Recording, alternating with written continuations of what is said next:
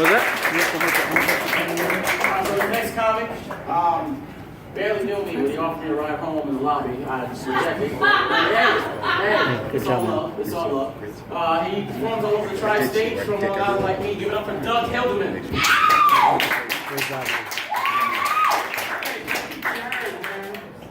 A little freaked out by having a 50-year-old white guy ask you for a ride if you want to ride home. I got a question. How come all the people who told me life begins at 40 never mentioned that death and decay starts the fucking day you turn 50?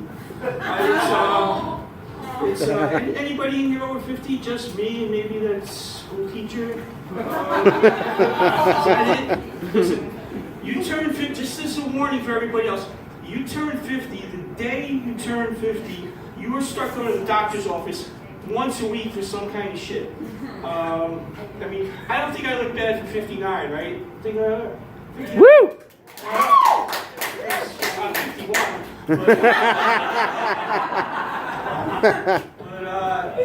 I mean, all my life, I've never been in the hospital my entire life until this year, twice in February. Twice.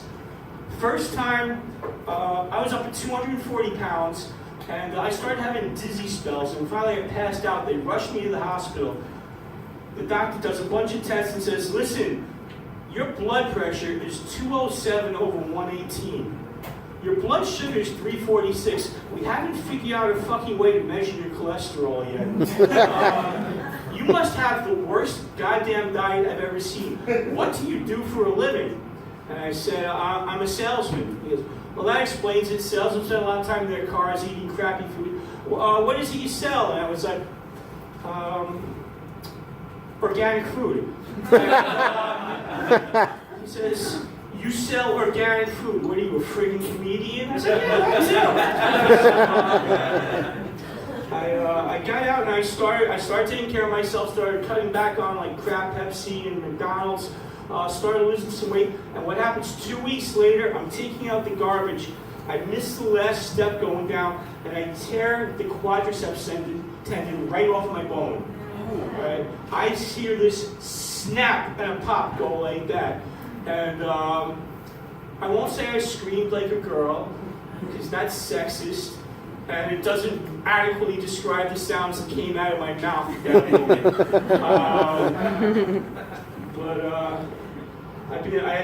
They take me to the hospital, and they're going to do surgery on me, and they say, they're doing prep, and they say, we can either do a local, where you'll be awake, but you won't feel anything in your leg, or we can do a general anesthetic. I'm a tough guy. Yeah, just do a local, that's fine. While they're prepping, the doctor comes in and pulls out this Black & Decker drill, and he's going, no, you know, the 9's not going to be enough. Give me 10, now, you know, make it 11. I'm like, General, put me under. I need this.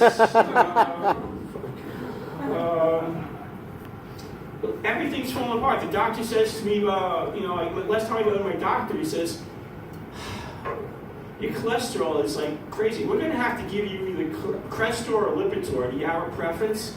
I know the difference. I said, I don't know. Which one's going to help me defeat He-Man?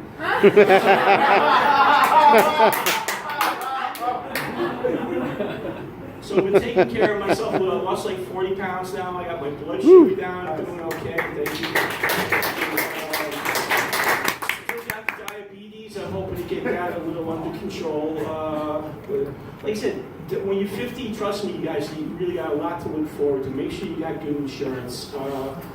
Let's see. I want to talk about Donald Trump's dick, but I'll get back to that later. What do you say? Have you heard there's a new website for Trump supporters, a dating website for Trump supporters? It's called OK Stupid. So, can we all agree that 2016 can just suck a big fucking dick? It's just the worst fucking year. Someday in the future, we're going to like be teaching history, like in 2100, it'll be like, okay, well that finishes 2015. Let's move on to 2017. It's like, oh, how about 2016? We don't talk about 2016. It's like the first rule of Fight Club, right? You guys, what's the first rule of Fight Club? What's the second rule of Fight Club? That's all I tell you, though. So I was a little curious to see the rest. Did some research.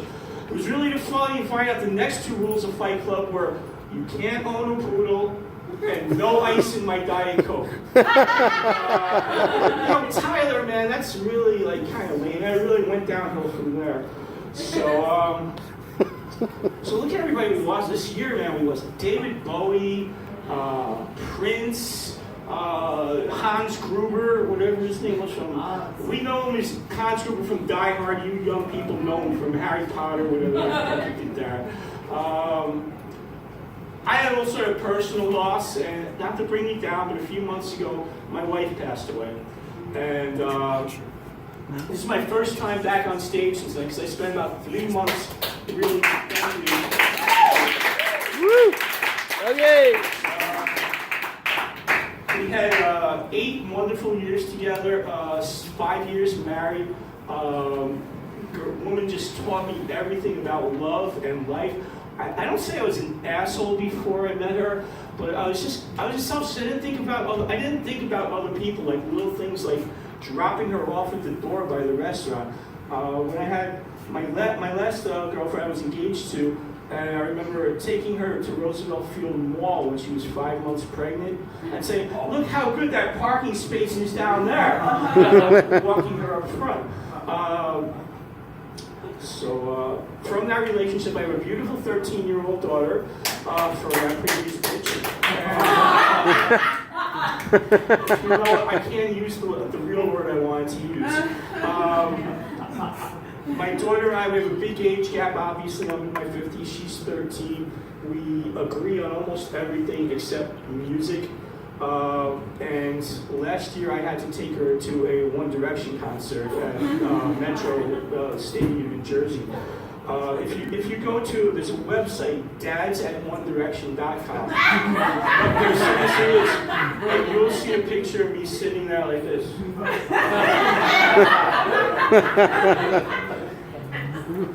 That was bad, but now I have to take her this year for her birthday to a Taylor Swift concert. And I hate Taylor Swift, I'm sorry, it's not even her music I hate, I just hate reading about her in the papers. She's constantly dating some different guy, you know, Nick Jonas or one of the Jonases, John Mayer or whatever, and then he breaks up with her, gets tired of her shit, and then what does she do about it? She writes a song about it. She used to date Bobby Kennedy's grandson. He dumped her, and 3 weeks later she dropped her hit single, You Broke My Heart, and Your Uncle Killed Mary Jo Kopechne.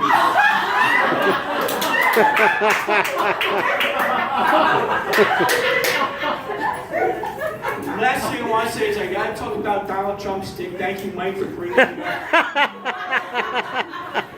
Remember back in March during the debates, Marco Rubio kind of tweaked Donald Trump a little bit, saying, with those small hands, you know what he's probably got.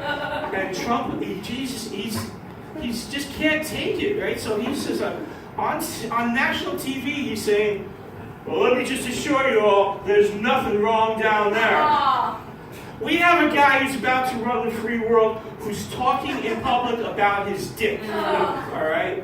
Bill Clinton may have thought with his dick, he never had to talk about it. We do not need a president who's talking about his dick. FDR never said, we have nothing to fear but my huge fucking dick.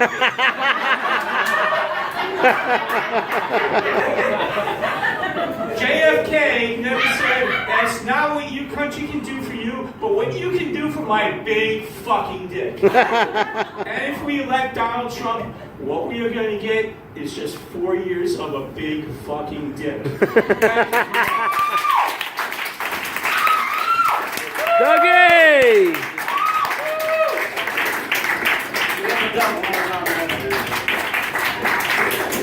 Real quick, something